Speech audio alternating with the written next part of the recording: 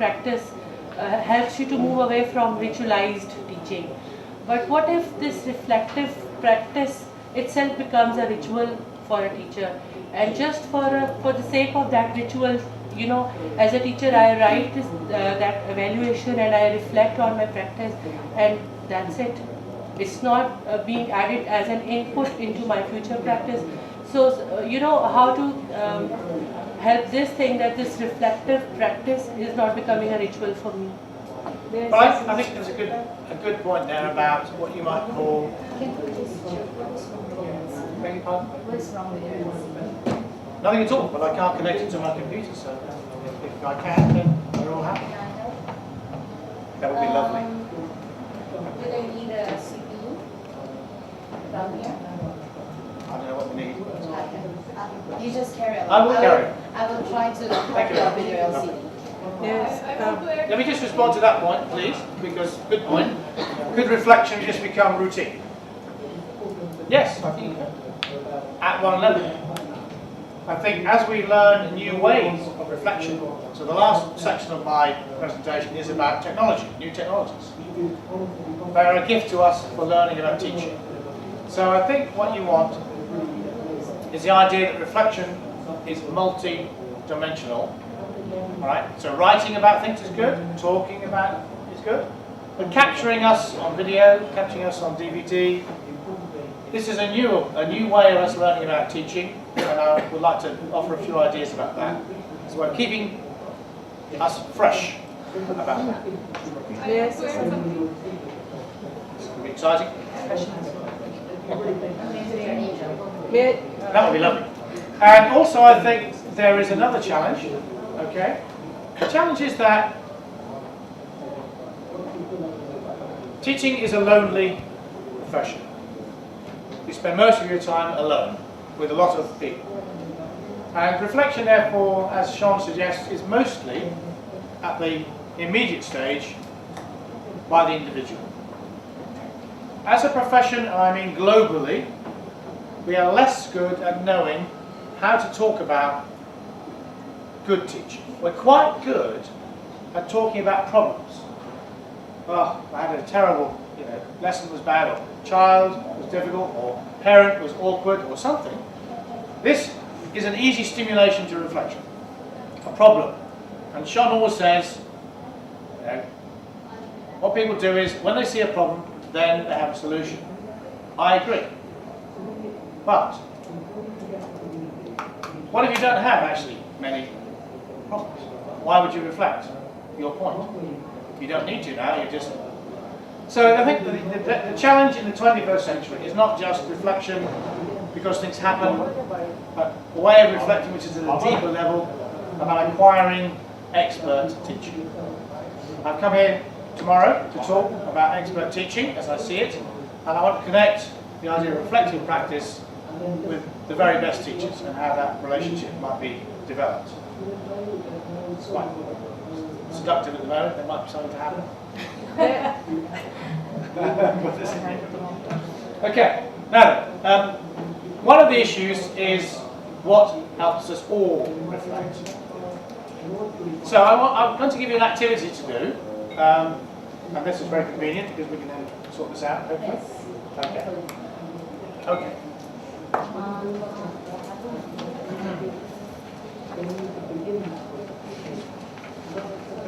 Now, as a colleague, I think, here pointed out, teaching is very specific.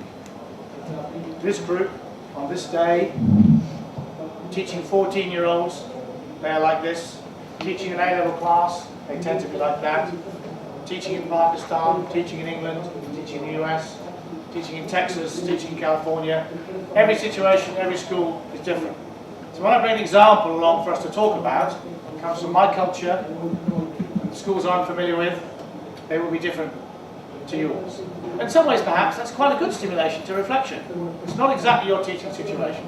So I think for the next 10 minutes, I'm going to give you out a description of a few moments from a classroom. It's a beginning teacher. She's having a difficult time, as you can see. And you're just going to reflect on why that is. Okay? Given the number of people, I think definitely 1 between 2. Is that okay? So we pass those round again. I'll say a bit more about it once you have it in front of you, okay?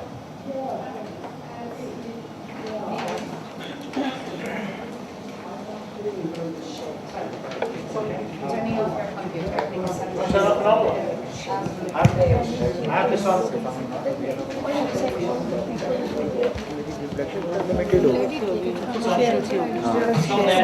इसीलिए होता है everything event पे Excuse me, where is the attendance sheet?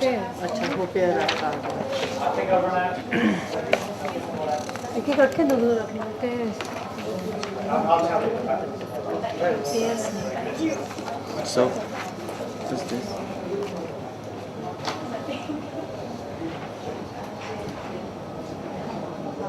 Now, I hope it's 1 between 2, maybe 1 between 3. Let me know in a minute.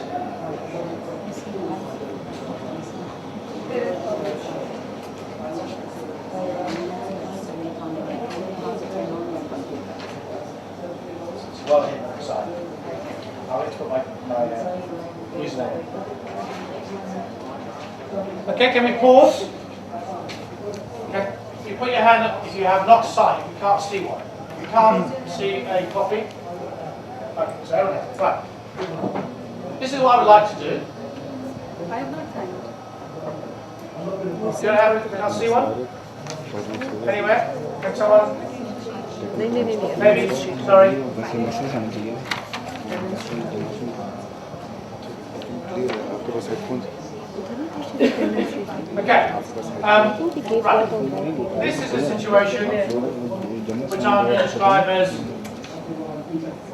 relatively easy for reflection. You will see a beginning teacher in a difficult moment in their teaching. This is very specific to England, I know that.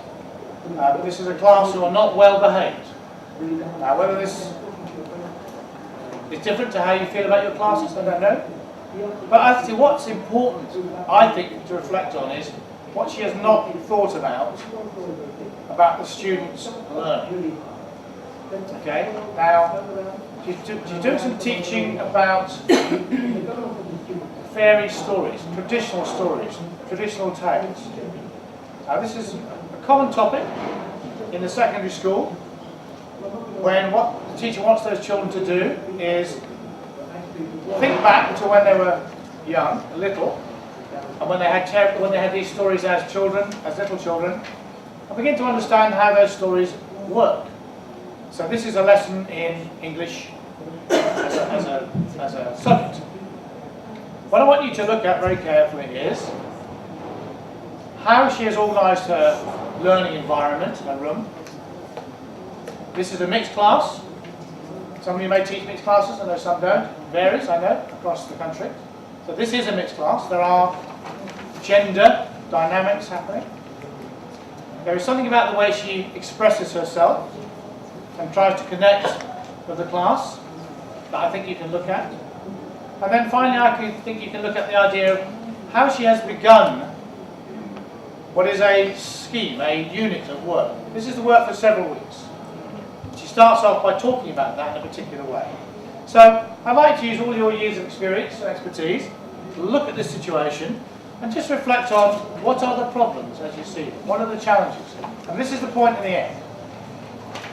You, later that day of her lesson, okay, have to tell her how to improve. Remember, self-evaluation? She's looking for you to say, how could I have done that better? So I want you to think about what you would say to her. So first of all, what you think, which is not the same perhaps, because she's a novice, she's a beginner. She can't learn all that you know.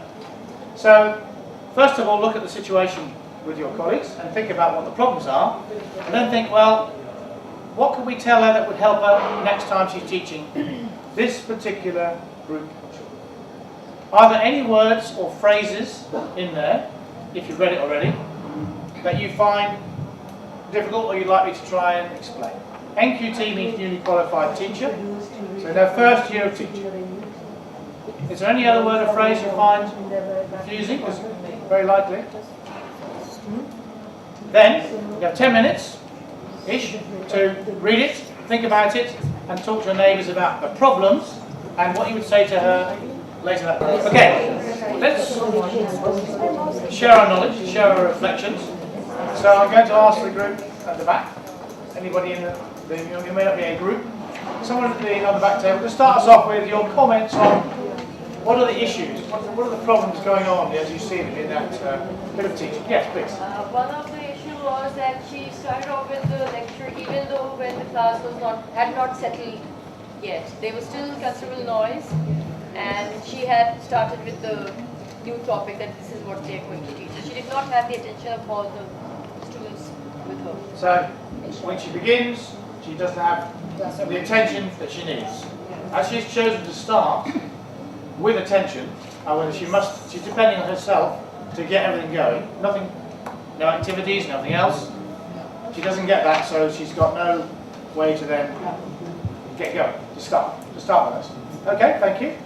Other contributions? What else do you see as a problem or issue in the situation, please?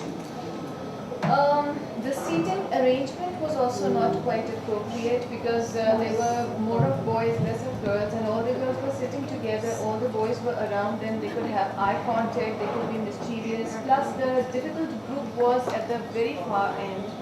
So obviously, if there is such a group, it's better to either separate them or keep them closer to you so that you can pay attention to them all the time. And then she never asked their opinion what they wanted out of this. She just imposed her choice on them, although there were a lot of groans and a lot of protests. Yet she didn't pay any attention to it, and she kept urging them to, respond to her. May I ask a question here? Well, okay, good. Lots of comments. I'm going to make sure everyone's heard them because it's not a very workshop-friendly room, to be honest. We're all kind of still looking at me. I'm going to summarise your two very good points, make sure I'm clear about them. First, the learning environment, the physical environment is wrong.